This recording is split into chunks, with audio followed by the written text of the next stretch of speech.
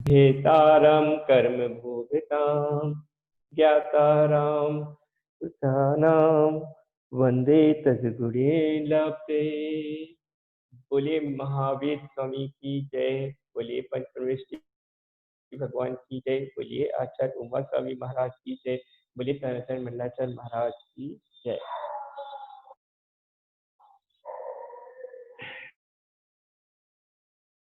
आचार्य उमा स्वामी द्वारा रचित तत्वार्थ सूत्र का अध्ययन कर रहे हैं हम। आचार्य उमा स्वामी द्वारा रचित है तत्वार्थ सूत्र में हमने यह अभी चौथा हमारा अध्याय चल रहा है। जीव अधिकार का यह अध्याय चल रहा है। जीव अधिकार में हमने पहले दूसरे तीसरे अध्याय में ये देख चुके हैं कि जीव के भाव कैसे होते हैं, कहाँ कहाँ तक जा सकता है, कहाँ कैसे नरक में रहता है, कैसे मध्य लोक में रहता है आदि। इन सारी बातों को चर्चा करते करते आज हम जो है चौथे अध्याय में पहुंच गए हैं। और इस चौथे अध्याय में जो है आचार्य उमा स्वामी हमें देवों के रहने का स्थान आदि बता रहे हैं कि किस प्रकार के देव होते हैं। उनके प्रकार 4 प्रकार के देव होते हैं: वेलता, भवनवासी, ज्योतिष और बेमानी। अब उनके रहने के स्थान बता रहे हैं, उनके स्वर्गों के नाम बता रहे हैं, आदि आदि चर्चा से करके इसको बता रहे हैं कि ऊपर मतलब जो ये देव होते हैं कैसे यह रहते हैं। इनकी चर्चा हो गई है। आज जो हमको सूत्र पढ़ना है वह जो सूत्र है सूत्र नंबर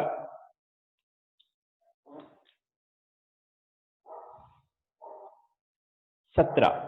नितिन भैया सूत्र नंबर 17 को रखें।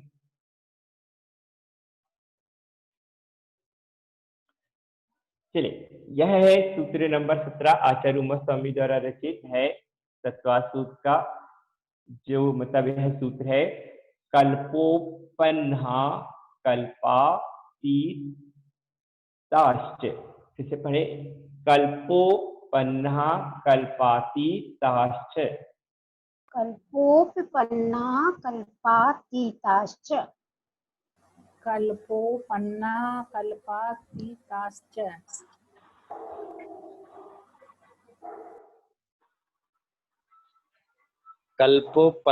कल्पोपन्नाः कल्पातीताश्च।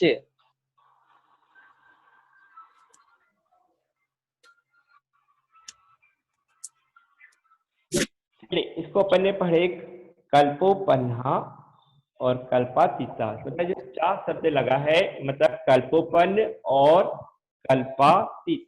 मतलब कल्पोपन्न से यहाँ पर जो आचार्य उमा स्वामी जी बता रहे हैं कि पहले जो 16 स्वर्ग तक के जो देव रहते हैं उन्हें कल्पोपन्ना कहते हैं। और उसके बाद में जो 16 स्वर्ग के ऊपर जितने भी अन्य देव हैं, 9 ग्रेवक हैं, अनुदिश है, अनुत्तर है, सर्वार सिद्धि आदि में जो देव रहते हैं उन्हें कल्पातीत कहा गया है। अब दोनों में भेद क्यों किए गए हैं? क्योंकि जो पहले से लेकर 16वें स्वर्ग तक की जो व्यवस्था होती है उसमें भेद किए गए हैं कि जैसे वहां पे इंद्र होता है, सामनिक होता है, त्रायस्तेंस होते हैं, पारिषद होते हैं, अनेक होते हैं, मतलब ये सारे जितने होते हैं यह 16वें स्वर्ग तक होते हैं। इनकी अपनी एक व्यवस्थाएं होती हैं। परंतु इसके ऊपर जो भी देव रहते हैं, कहाँ से 16वें स्वर्ग से ऊपर जितने भी देव रहते हैं वहां पर इस प्रकार की कोई व्यवस्था नहीं रहती है। वहां पर जितने देव रहते हैं सब अपने आप में इंद्र, अहमेंद्र आदि होते हैं। उनमें किसी प्रकार के सामने त्रायसेन, अनेक, मतलब इस प्रकार के कोई भी देव नहीं होते हैं। इसलिए इनको अलग अलग 2 भागों में बांटा गया है कि पहले 1 से लेकर जो 16 स्वर्ग तक हैं वह कल्पोपन्ना है, और उसके बाद 16 स्वर्ग से ऊपर जितने भी स्वर्ग आदि हैं वह कल्पातीत हैं।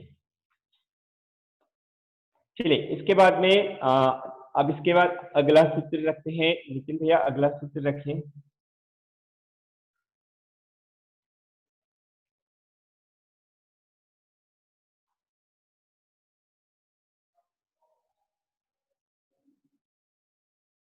चलिए, इसको पढ़ते हैं। सूत्र आचार्य उमा स्वामी द्वारा रचित 18 नंबर का जो सूत्र है, उपर्योपरि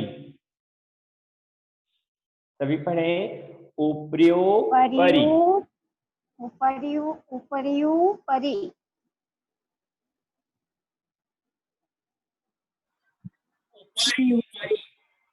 उपर्योपरि। उपर्योपरि।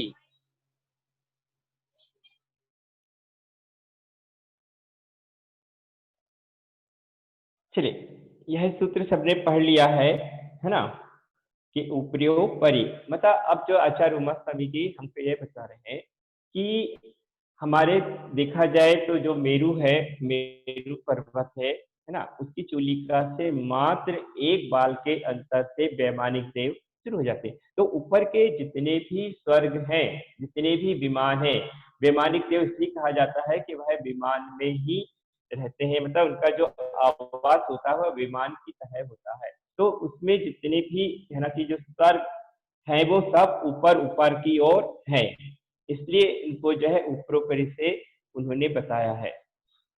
चलिए अगला सूत्र रखें, नितिन भैया अगला सूत्र रखें।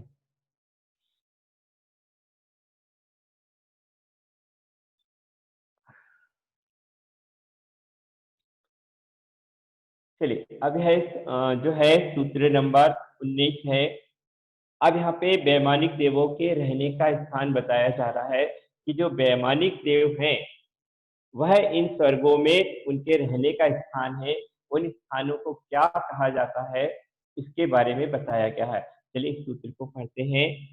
स्वधर्मेशान शानत कुमार महेंद्र ब्रह्म ब्रह्मोत्तर लांतव कापिष्ट शुक्र महाशुक्र शतार सहस्त्रे रेश्वानर प्राण तयो राचणत्यो नवशु ग्रेवेकेशु विजय बेजयंत जयंता पराजितेश सर्वार्थ सिद्धो चा। चलिए एक बार और पढ़ते हैं। स्वधर्मेशान शानत कुमार महेंद्र ब्रह्मा ब्रह्मोत्तर लांतव कापिष्ट शुक्र महाशुक्र शतार सहस्रा राशुनर प्राण त्रयो राणच्युतोर नवशु ग्रेवकेशु विजय बेजयंत जैन पराजितेशु सर्वार्थ सिद्धो चा।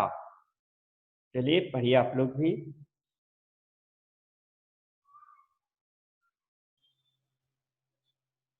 स्वधर्मेशान शांत कुमार महेंद्र ब्रह्म ब्रह्मोत्तर लांतव कापिष्ट शुक्र महाशुक्र सतार सहस्रारे स्वानत प्राण तयोरार नाचित्योर नवसु ग्रेव्यकेशु विजय वैजयंत जयंता पराजितेषु सर्वार्थ सिद्धौ चा। स्वधर्मे ईशान सानत कुमार महेंद्र ब्रह्मोत्तर लांतव कापिष्ट शुक्र महाशुक्र शतार सहस्त्राश्रे शान्वनाथ प्राणत्यो प्राणाच्युत्यो नरवेशु ग्रेविकेशु विजय वैजयंत जयंता पराजितेषु सर्वार्थ सिद्धो चा।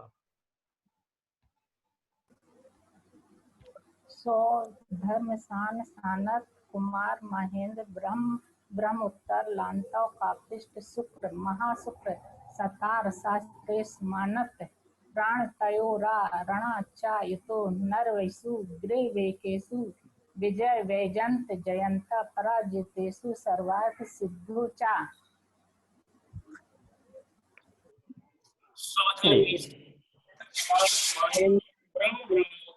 लांतव कापिष्ट शुक्र महाशुक्र सतार सहस्रारी स्वानत प्राण अरुणाच्युतो नवसु ग्रीवकेशु विजय वैजयंत जयंता पराजितेषु सर्वार्थ सिद्धौ च।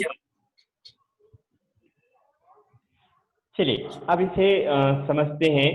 वैमानिक देवों के रहने का जो स्थान बताया गया है, और अभी हमने इसके पहले भी चर्चा की है कि यह जो है सीधे कहना चाहिए कि जो सुमेरु पर्वत की चूलिका होती है बिल्कुल उससे लगे लगे हुए ये विमान है। तो ये युगल में है, कैसे युगल में है कि आजू बाजू जैसे सौधर्म और फिर ऐशान, फिर उसके ऊपर बढ़े अपन 2 के युगल में सानत कुमार, महेंद्र, फिर ऊपर बढ़े ब्रह्म, ब्रह्मोत्तर, फिर ऊपर बढ़े लांतव, कापिष्ट, फिर ऊपर शुक्र, महाशुक्र, फिर ऊपर शतार, सहसार। इस तरीके से बढ़ते बढ़ते यह जो है 16वें सर्ग तक है यहाँ पर। इसके बाद में एक नवसु शब्द दिया हुआ है, यहाँ पे अनुदिष्टित उन्होंने नहीं बताया, परंतु नवसु से हमको यह अनुदिष्ट को ग्रहण करना है कि नवसु मतलब जो 9 वेवक होते हैं उसकी चर्चा की गई है। उसके बाद में जो विजय, वैजयंत, जैन, अपराजित और सर्वार्थ सिद्धि, ये 5 यहाँ पर ये जो वैमानिक देव हैं सर्वार्थ सिद्धि आदि, इसकी चर्चा यहाँ पर बताई गई है। तो सबसे पहले जो है सौधर्म ईशान का होता है, जो विमान आदि होते हैं। इसके बाद फिर जो है मतलब महंतवार मतलब इस तरीके से जो व्यवस्था पहले सर्ग से लेकर 16वें सर्ग तक बनी हुई है। तो पहले सर्ग में मतलब जो कहना चाहिए सौधर्म आदि होते हैं, इनके विमान के पास में एक बहुत बड़ा दिन चैत्यालय होता है और इसी जहां पर इंद्र रहते हैं इसके इंद्र के नगर के बाहर में एक अशोक वन है, आम्र वन है, ऐसे एक मतलब बहुत बड़ा और 1000 योजन का वहां पर और 500 योजन चौड़ा और 1000 योजन ऊंचा चैत्य वृक्ष भी होता है। फिर वहां पे जो कहना चाहिए जहां पर इंद्र है वहीं पे उसकी उपवास तैयार होती है, 8 योजन ऊंची, 8 योजन चौड़ी और 8 योजन ऐसी। मतलब कहना चाहिए कि जहां पर इंद्र का जन्म होता है वहीं पे उपवास तैयार भी होती है और उसी के पास ही मतलब ऐसे जैसे सौधर्म की बात कर रहा हूँ तो सौधर्म भी है, ऐशान है, शानत कुमार है, महेंद्र है, मतलब इन देवों के पास मतलब एक ही व्यवस्था होती है। जैसे एक की भी चर्चा कर रहा हूँ तो उस चर्चा को आप सभी में जोड़ते चलें। तो ये सब के पास में और इसके पास में के जैसे अभी चर्चा कर रहे हैं तो वहां पे एक मान स्तंभ भी होता है और उस मान स्तंभ में जो होता है वहां पर जो तीर्थंकर आदि रहते हैं उनके वस्त्र हैं, आभूषण आदि जो रहते हैं उस मान स्तंभ में होते हैं। जब भी किसी तीर्थंकर बालक का जन्म होता है तब ये सौधर्म ईशान आदि जो देव रहते हैं उस मान स्तंभ से, उस पिटारे में से उस तीर्थंकर बालक के कपड़े, वस्त्र, आभूषण आदि यहाँ पर लेकर ये जाते हैं। तो जैसे हमारे यहाँ पे जैसे सौधर्म है तो इसके पास में भरत क्षेत्र के जो तीर्थंकर होते हैं उनका मतलब सारा आभूषण वस्त्र आदि होते हैं। ऐशान जो देव होते हैं उनके पास में ऐरावत क्षेत्र का होता है।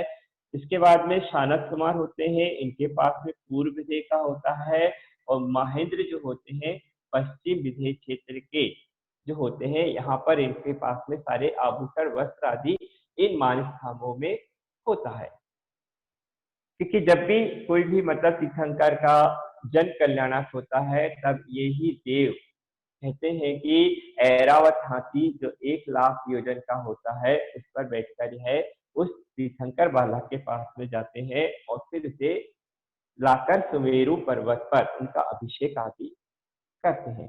तो इसमें जो है आचार्य उमा स्वामी जिस चीज को बता रहे हैं कि यहाँ पर ये सारी व्यवस्था इनके जो नाम दिए गए हैं इस तरीके से इन नामों में यह देव आदि रहते हैं।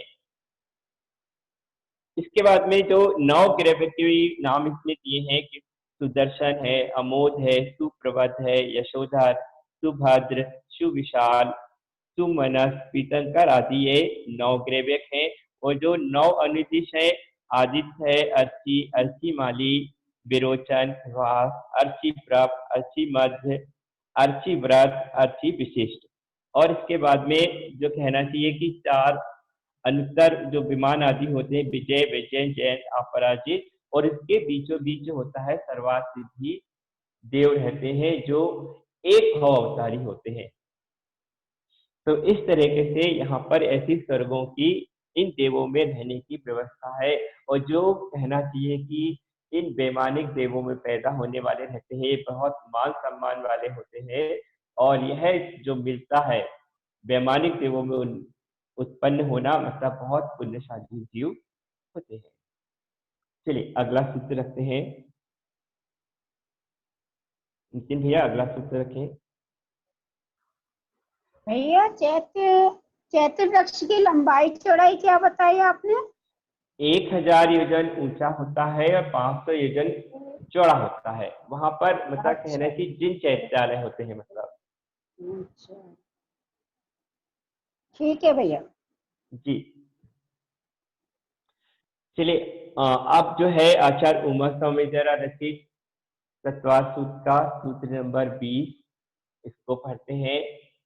स्थिति प्रभाव सुख द्युति लेस्या विशुद्धि इंद्रिया अवधि विषयतोधिका। पढ़े सब।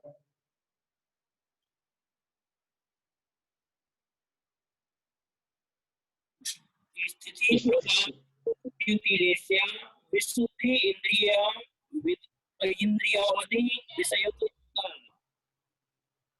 स्थिति प्रभाव सुख द्युति लेस्या विशुद्धीन्द्रियावधि विषयतो अधिकः। स्थिति प्रभाव सुख द्युति लेस्या विशुद्धि इंद्रिय विधि विषयोधिकः। स्थिति प्रभाव सुख द्युति लेस्या विशुद्धि इंद्रिया वधि विषयोत्तधिका।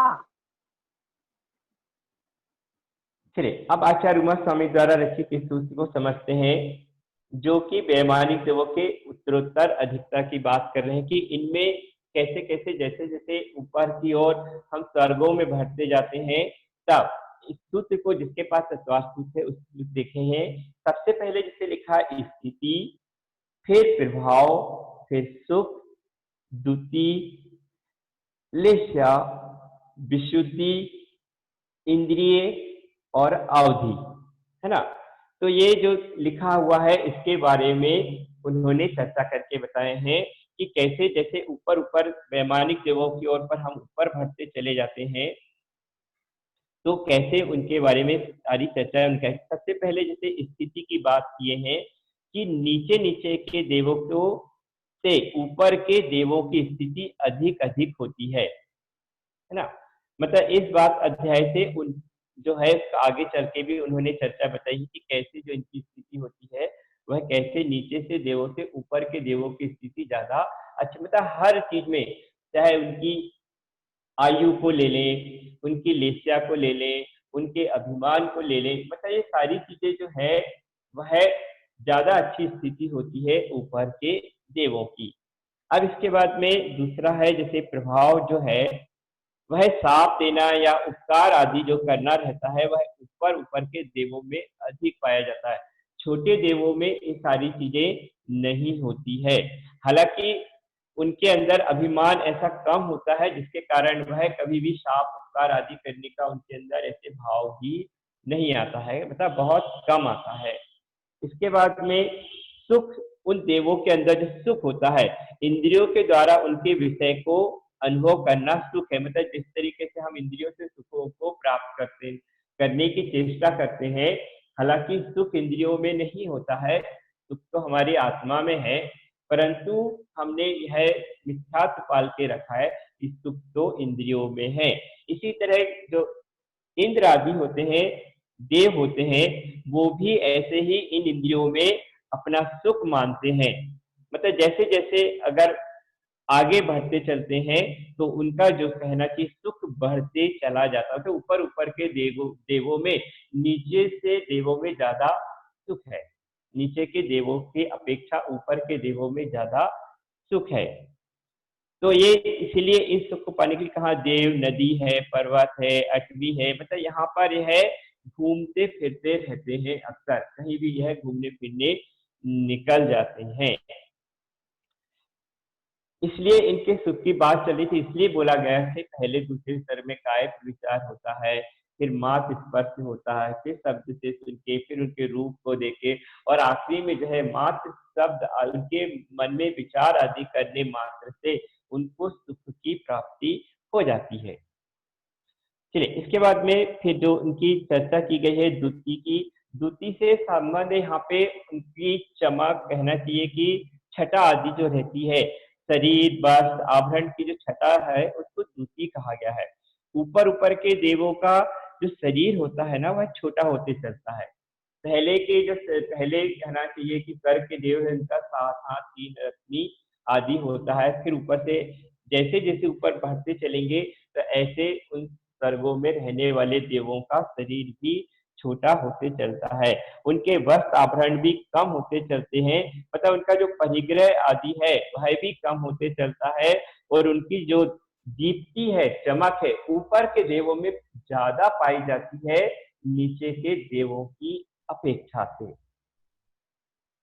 फिर इसके बाद में लेस्या विशुद्धि, जितनी लेस्या कहना चाहिए संश्लेषित या जो होती है नीचे के देवों में ज्यादा खराब होती है, और ऊपर के जो देव होते हैं उनमें विशुद्धि बढ़ते चलती है। क्योंकि जो नीचे के देव होते हैं उनमें व्यवस्था जो सारी कैसी होती है, मतलब देवों की जो व्यवस्था अपन ने पढ़े थे कि इंद्र है, सामनिक है, त्रांतिक है ना, पारिषद है, आभियोग है। जैसे ये जो देव रहते हैं ऊपर के देवों की, जो बड़े बड़े देव रहते हैं उनकी कहना चाहिए कि परिग्रह आदि देखकर, बहुत सारी ऐसी वस्तु देख के, भवन आदि देखकर भी उनके मन में जो होता है उनके प्रति लेस्या संश्लेषित होने लगती है। उनके प्रति अपने आप में छोटापन आता है, मान जो होता है उनका ज्यादा होता है नीचे के देवों का। तो ऊपर के जो देव है उनमें लेस्या जो रहती है वह ज्यादा विस्तृत होती है नीचे के देवों की अपेक्षा। अब इसके बाद में जो है इंद्रिय विषय है, तो इंद्रिय विषय में प्रत्येक इंद्रिय का जघन और उत्कर्ष विषय बतलाया है कि कैसे जो नीचे के देव ऊपर के देवों से इंद्रिय विषय अधिक है, मतलब नीचे के देवों में ज्यादा इंद्रिय विषय है और ऊपर के देवों में कम इंद्रिय विषय है। अभी जिसकी अपन ने चर्चा किए थे, अर्थात ऊपर के देवों में इंद्रिय द्वारा विषय को ग्रहण करने की सामर्थ्य उत्तरोत्तर बढ़ती चली जाती है। फिर इसके बाद में अवधि विषय के बारे में बताया गया है कि ऊपर के देवों में अवधि ज्ञान की सामर्थ्य बढ़ती गई है। पहले और दूसरे जो कल्प देव होते हैं अवधि ज्ञान से पहली नरक भूमि तक को जान लेते हैं। तीसरे जो होते स्वर्ग के जो देव होते हैं वो दूसरी नरक पृथ्वी तक को जान लेते हैं। 5वें और 8वें तक के, 5वें से लेकर 8वें तक के जो रहते हैं तीसरी नरक भूमि तक को। फिर 9वें से 12वें तक के जो देव रहते हैं वह चौथी भूमि नरक की। फिर 13वें से 16वें तक के जो रहते हैं 5वीं नरक भूमि को। 9वें ग्रेवेक वाले जो रहते हैं 6वीं नरक भूमि को। और ऊपर जो 9 अनिर्दिष्ट और 5 अनुत्तरवासी है, ये कहना चाहिए कि 7वीं पूरी लोक नाड़ी, 7वीं कहना चाहिए नरक को छोड़ो, पूरी की पूरी जो लोक नाड़ी है, एक राजू में जो पूरी तरस नाड़ी है, वहां पर रहने वाले जितने भी जीव होते हैं उनके बारे में पूरा यह जान लेते हैं। तो मतलब इससे हमको ये भी समझ में आ रहा है कि पहले जो स्वर्ग के देव है उनका अवधि ज्ञान कम होता है, ऊपर के जैसे जैसे देव मतलब रहने वाले हैं उनका अवधि ज्ञान नीचे के देवों की अपेक्षा अधिक होता है।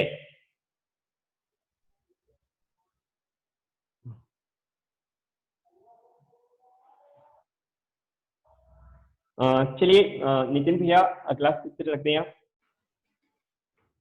अगला सूत्र अपने को कहना पड़ेगा, पीपीटी उतनी चाहिए थी 20 तक की आज। अच्छा 20 तक की है। चलिए ठीक है।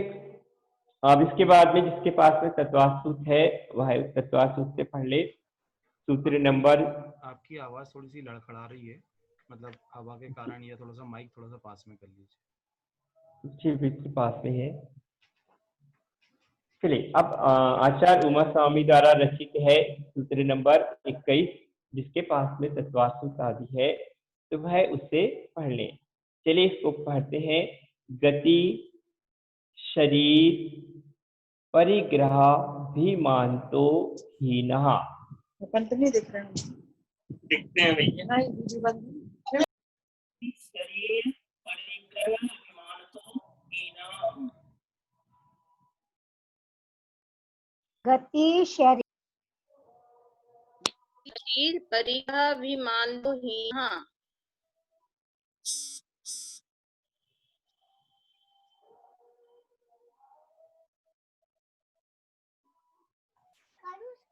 गति शरीर परिग्रह भी मानतो हीना।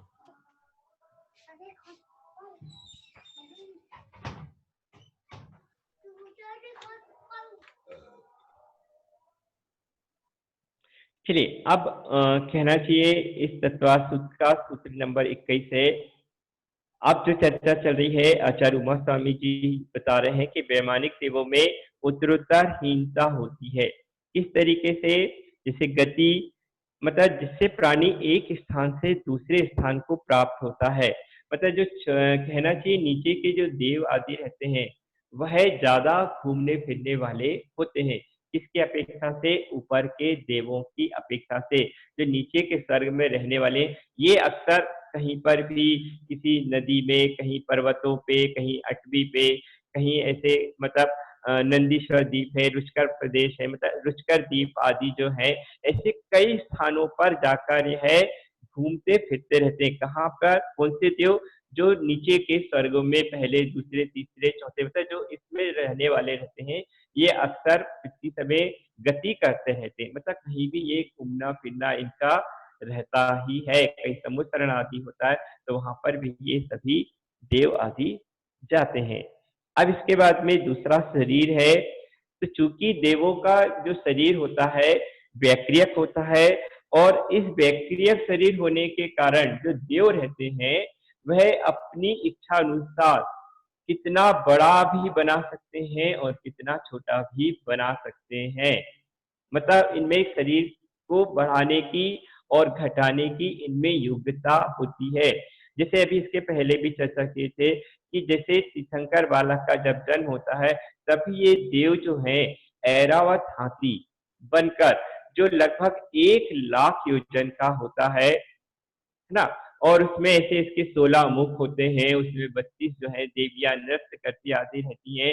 फिर उस मतलब ऐरावत हाथी में बैठाकर जो चौधर माती होते हैं वह उसको बैठाकर सुमेरु पर्वत में पांडुशिला में ले जाकर वहां पर अभिषेक आदि करते हैं। तो इस तरीके से जो इसमें बताया गया है शरीर के बारे में कि नीचे के देवों का जो शरीर होता है वह ज्यादा बड़ा होता है ऊपर के देवों की अपेक्षा। जैसे नीचे के जितने पहले दूसरे स्वर्ग के जैसे हैं तो यहाँ पर 7 कहना चाहिए कि हाथ 3 अरत्नी इतनी, और जब हम ऐसे बढ़ते बढ़ते ऊपर पहुंचते हैं तो सर्वार सिद्धि तक वहां पर मात्र जो है सर्वार सिद्ध देवों की जो शरीर की ऊंचाई रहती है वह मात्र 1 हाथ की रहती है। उनकी आयु बहुत अधिक होती है परंतु ऊंचाई कम होती है, और नीचे के देवों की शरीर की ऊंचाई ज्यादा रहती है और आयु कम रहती है। चलिए इसके बाद में फिर है कहना चाहिए अभिमान।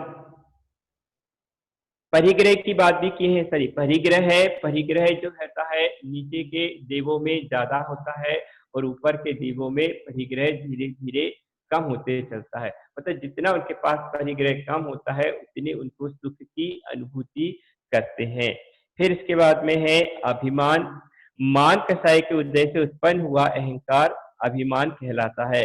स्थिति, प्रभाव, शक्ति आदि के निमित्त से अभिमान पैदा होता है, परंतु जैसे जैसे ऊपर के देव के ऊपर बढ़ते चलते हैं तो उनके अंदर की कसाई घटते चलती है। मतलब उनका जो अभिमान है धीरे धीरे ऊपर के देवों में कम होते चलता है नीचे के देवों की अपेक्षा। फिर इसके बाद में उनका जो उच्छ्वास आदि भी इसमें चर्चा की गई है कि उनका जो उच्छ्वास आदि होता है वह साधारणतः यह नियम है कि जितनी उनकी आयु होती, जितने सागरोपम की आयु होती है तो उतने पक्ष बाद में उनका एक श्वास होता है। आहार तो देव भी करते हैं परंतु उनका जो आहार होता है वह मनुष्य की तरह नहीं होता है, कबला आहार नहीं होता है, उनका मानसिक आहार होता है। मतलब जैसे ही उनको भूख आदि जब भी उनका ऐसा लगता है तो उनके कंठ में जो अमृत भरा रहता है वह उससे उनकी भूख शांत हो जाती है। इस तरीके से जो है कहना चाहिए कि 16वें स्वर्ग के आगे के जो देव रहते हैं ना, वे कभी भी अपना स्वर्ग छोड़कर नहीं जाते हैं। कहाँ के तक के 16वें स्वर्ग के जो देव रहते हैं,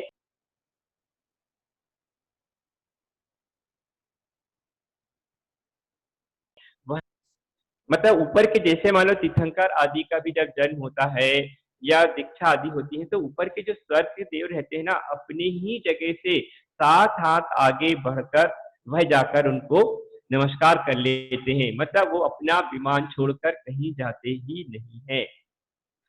और इसके पहले जैसे 16वां स्वर्ग तक के जो देव होते हैं ना, कभी भी अपना मूल शरीर छोड़कर नहीं जाते। मूल शरीर जो रहता है उनका विमान पे ही रहता है। वह वैक्रियक शरीर से कहीं पर भी जो उनको जाना आना रहता है, वह वैक्रियक शरीर से जाते हैं। मूल शरीर कभी भी उनका विमान में ही रहता है। जहाँ पर उनका निवास स्थान होता है वहां पर ही होता है, वहां के अलावा कहीं नहीं जाते हैं ये। फिर इसके बाद में जैसे अभी अपन चर्चा कर रहे थे कि ऊंचाई कितनी होती है, तो देवों की ऊंचाई 7 रत्नी, मतलब जो अभी इसको अपन ने चर्चा कर चुके हैं। चलिए इसके बाद में जो होता है, अब अगले सूत्र की ओर हम बढ़ते हैं। अब यहाँ पर हम लेस्याओं को समझेंगे। चलिए सभी जिनके पास में तत्वार सूत्र है वह तत्वार सूत्र में देखें सूत्र नंबर 22।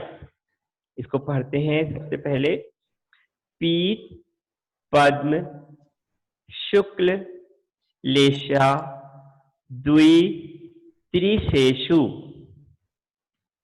पढ़िए आप लोग भी। पीत शुक्ल पद्म शुक्ल लेशा द्वित्रिशेषु।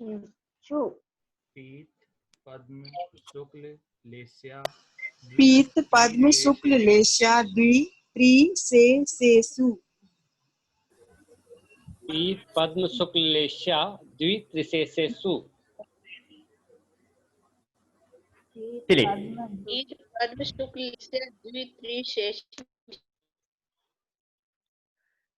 चलिए आप आचार्य उमा स्वामी द्वारा रचित तत्वार सूत्र का सूत्र नंबर 22, पीत पद्म शुक्ल लेशा द्वि त्रिशेषु।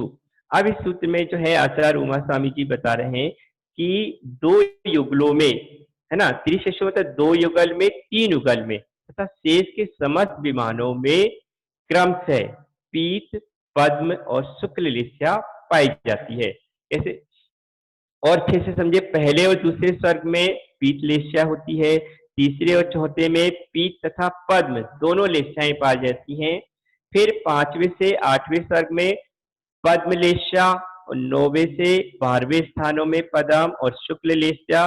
उसके बाद में जो ऊपर के जो स्वर्ग होते हैं वहां पर तो शुक्ल और महाशुक्ल लेस्या पाई जाती है। मतलब महाशुक्ल विशुद्धि, जितनी अधिक विशुद्धि होती है उतनी ही हमारी जो लेस्या है ना, पीत पद्म और शुक्ल लेस्या हमारी होने लगती है। और अगर लेस्या कसाय आती है तो वहां पर कृष्ण नील कापोत आदि रहती है। और बाकी जितनी हमारे अंदर विशुद्धि होगी, जितना हम मतलब अपनी आत्मा से जितने जुड़ेंगे उतनी हमारी लेस्या जो है पीत पद्म शुक्ल होते चलती है। चलिए अब इसके बाद में अगला सूत्र रखते हैं, जो सूत्र नंबर 23 है।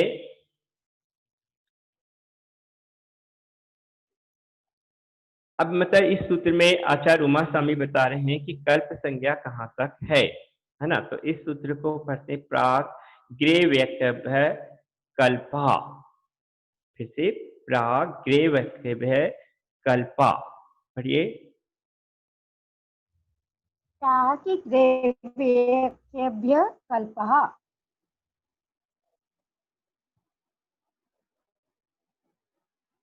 पाग ग्रेवेकेभ्यः कल्पः।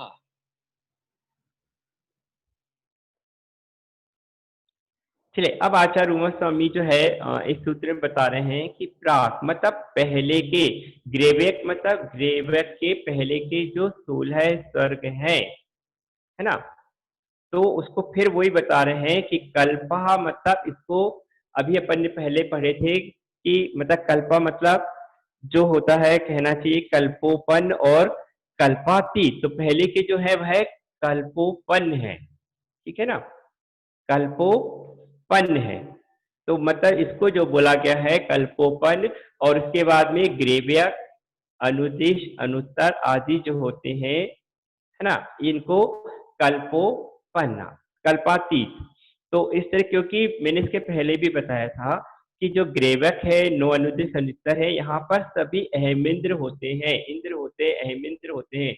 इनमें किसी प्रकार की छोटा बड़ा, जैसे कि 16वें सर्ग तक जो 10 भेद होते हैं, वैसे भेद यहाँ पर नहीं पाए जाते हैं, इसलिए यहाँ की व्यवस्था अलग है, और ऊपर जो 9 ग्रेवक है वहाँ की व्यवस्थाएं अभी अलग है।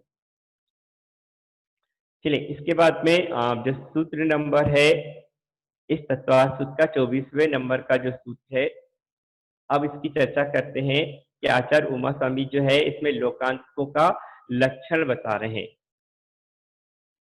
चलिए, इस सूत्र को पढ़ते हैं। ब्रह्म लोकालया लोकांतिका।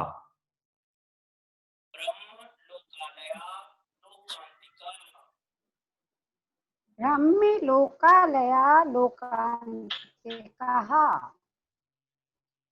ब्रह्म लोकालया लोकांतिकाः। ब्रह्मा लोकालया लोकांतिकः। चलिए, अब आचार्य उमा स्वामी जो है इस सूत्र में चर्चा कर रहे हैं, हमको बता रहे हैं कि ब्रह्म लोकालया लोकांतिका, मतलब कि जो ब्रह्म लोक, 5वां जो स्वर्ग रहता है, ऊपर वाला निवास स्थान जो होता है, वहां पर लोकांतिक देव रहते हैं।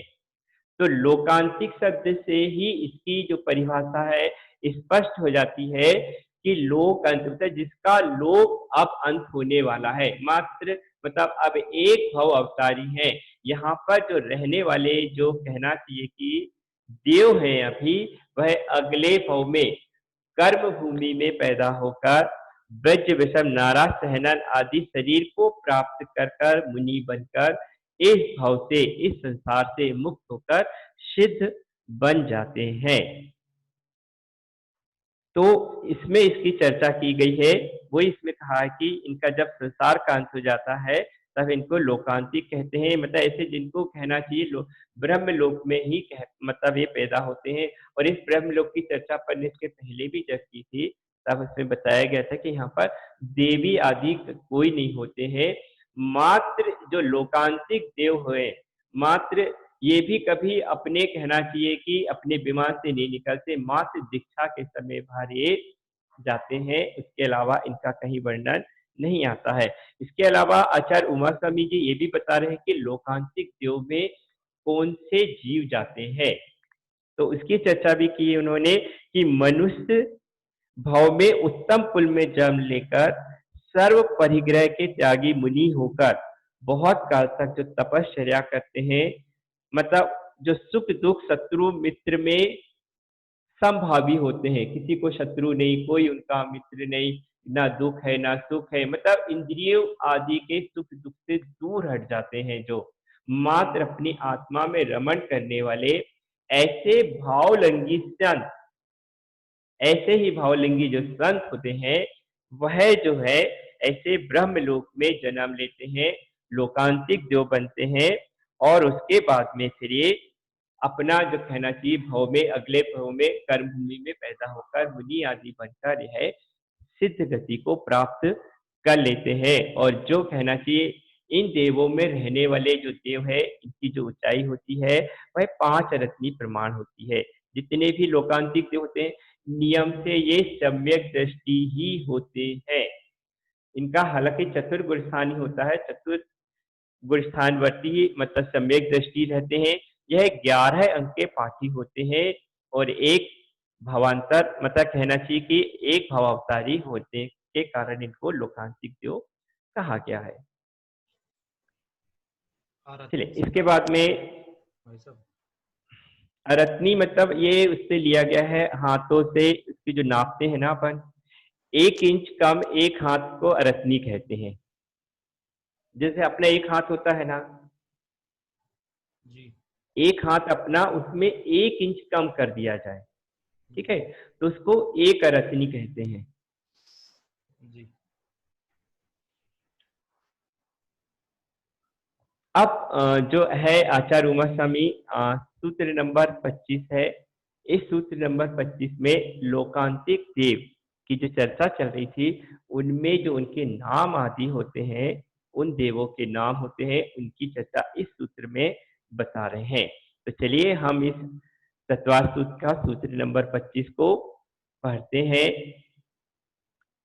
सारस्वतादित्य वहन ऋण गर्द तोय तुषिता व्या वाधारिष्टाश्च। पढ़े आप लोग भी।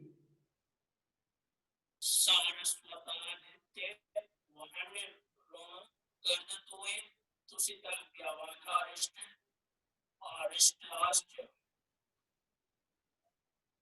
सारस्वतादित्य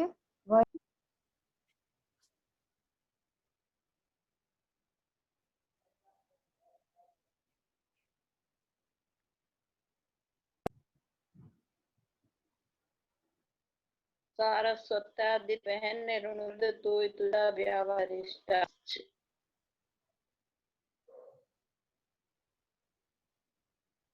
सारस्वतादित्य वहन ऋण गर्दतोय तुषिताव्या बाधारिष्टाश्च। चलिए इसको एक बार और पढ़ लेते हैं। सारस्वतादित्य वहन ऋण गर्द तोय तुषिता व्या बाधारिष्टाश्च। मतलब आखिरी में जो चा और अष्ट लिखा, मतलब 8 प्रकार के देव होते हैं जिनके जो नाम है, इन लोकांतिक देवों के नाम जो है 8 प्रकार के होते हैं, जो सारस्वत, आदित्य, वहन, अरुण, गर्दतोय, तुषित, अभ्यावात और अरिष्ट। मतलब ये 8 भेद इसमें कहे गए हैं।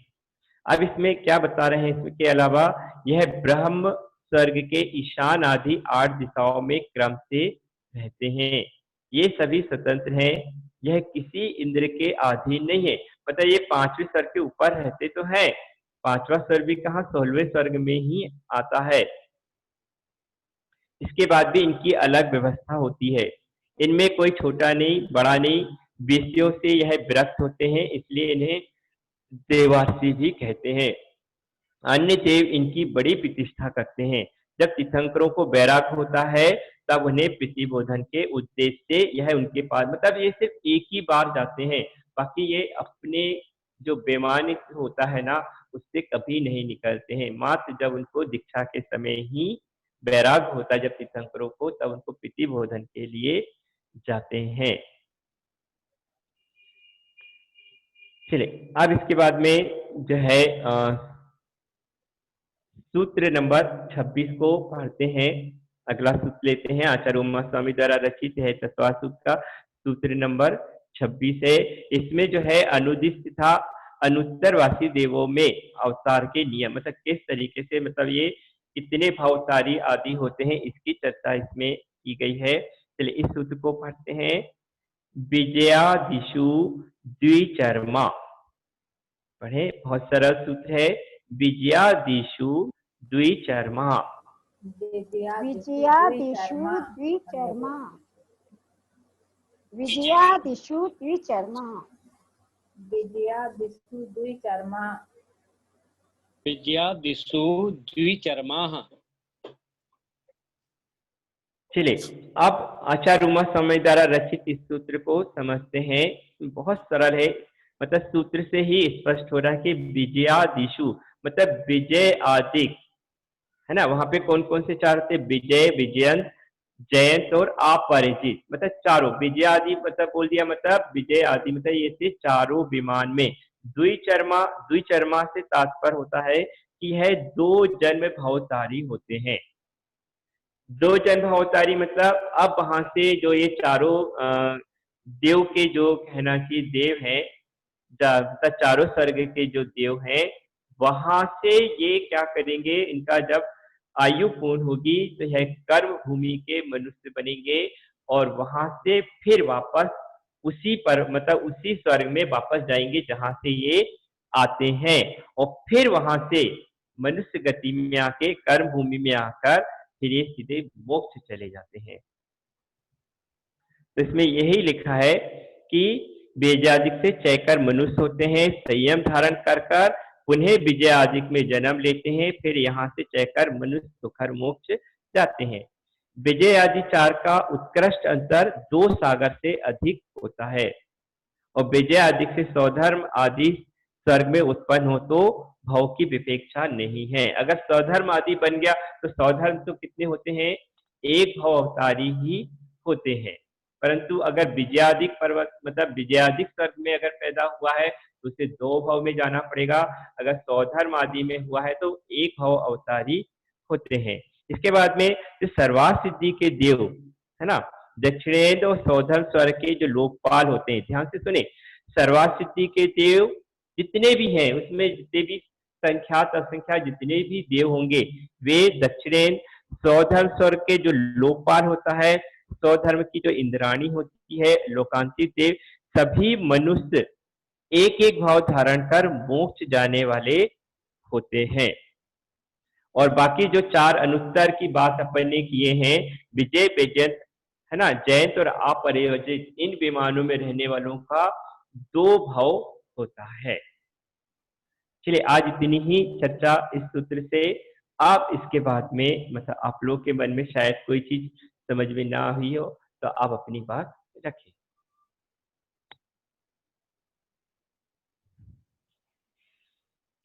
जी नितिन भैया।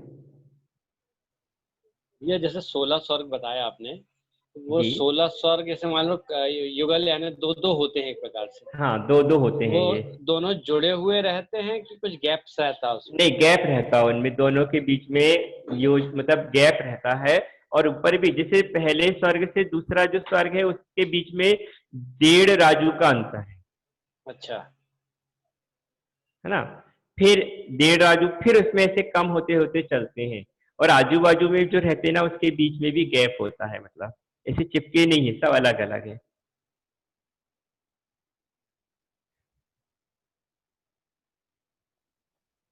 और किसी को शायद कोई चीज ना समझ में आई हो तो वो अपनी बात भी रख सकता है।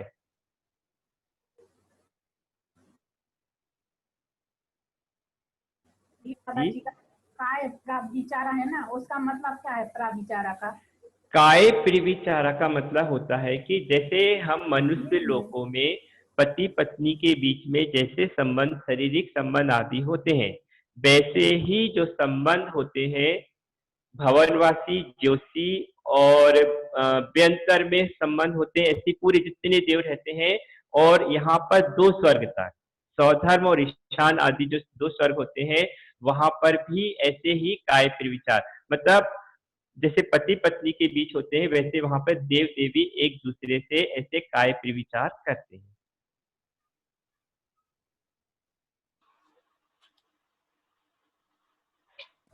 जी और जी कल्पोपन्ना और कल्पातीत में अंतर नहीं समझ पा रहा था, अच्छी तरह से समझ में नहीं आया, इसको तो दोबारा समझ दीजिए।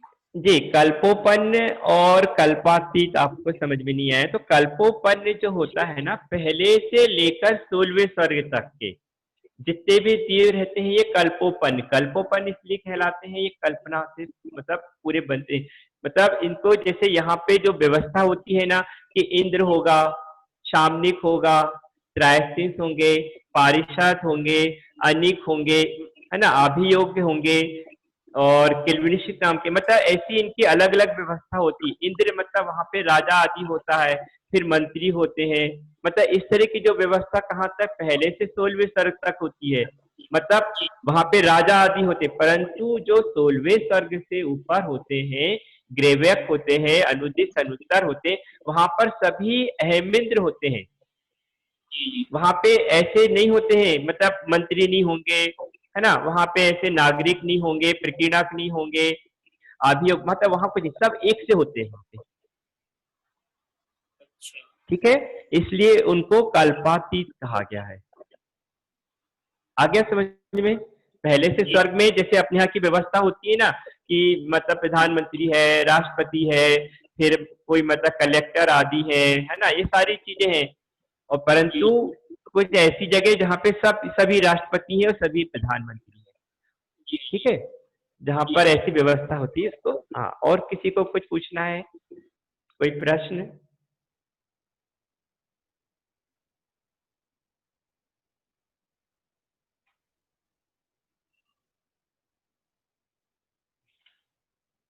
जी नितिन भैया, निक्की भैया। अभी किसी को कोई शंका नहीं लग रही है। नहीं लग रही है ना? हाँ, मैंने सिर्फ 5 मिनट पहले इसलिए बंद कर दिया। मैंने कहा इसके बाद किसी को कोई प्रश्न आदि रखने हैं तो वो अपनी बात रख सकता है, जो उसको समझ में ना आया हो। ठीक है, स्तुति करते हैं। जी चलिए ठीक है। चलिए बोलिए जिनवाणी माता की जय। जिनवाणी के ज्ञान ज्ञान से तुझे लोकालो, सो वाणी मस्तक धरी, सदा देत बदलो।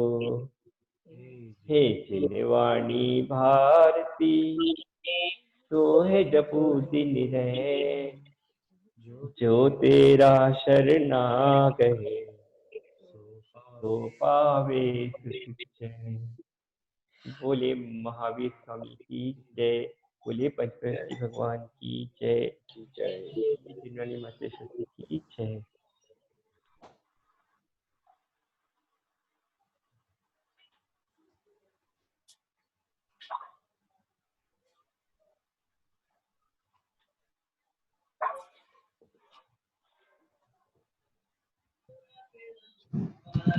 सभी को जय